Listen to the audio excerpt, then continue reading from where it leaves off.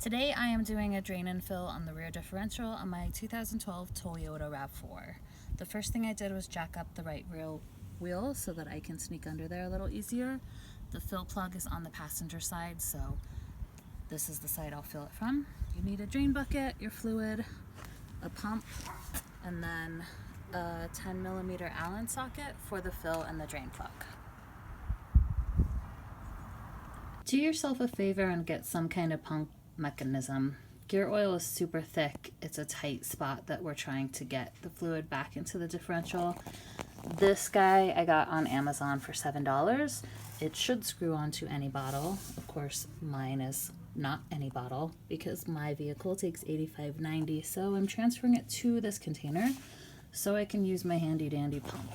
All right, once you're underneath the vehicle, from the passenger side next to this drive shaft, this guy is the fill plug.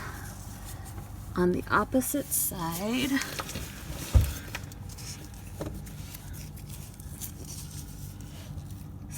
this guy's the drain plug. You don't want to pull the drain plug and drain the fluid until you make sure that you can get the fill plug loose. Draining the fluid and finding out your fill plug is stuck or stripped out would be a huge nightmare for your Sunday. So crack loose the drain plug. Don't pull the fluid out until you make sure both plugs are loose. Now we'll go to the other side. Once I'm sure that I can get the fill plug loose, pull this guy all the way out. It's easier for the fluid to flow out if gravity and flow is on your side. Reach around to the other side of the drain plug and drain the diff.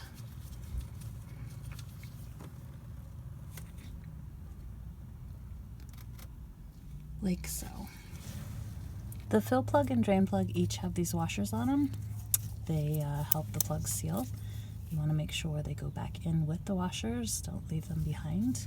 The drain plug has a magnet on the bottom to collect metal particles and grime.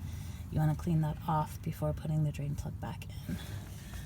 Once I've got everything drained, I got the hose to my pump going into the fill plug.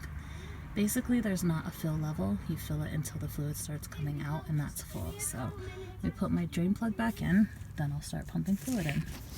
My owner's manual recommends rear differential lubricant change every 30,000 miles or 24 months, whichever comes first. The fluid recommended for 2012 is 85 W90 or equivalent. This I had to order special. They didn't have it at the regular parts stores. I'm sure they would have it at the Toyota dealership. And the capacity is half a quart or add as necessary to bring up to the appropriate level. Always make sure you put the correct fluids in. Most shortcuts will end up costing you more in the long run.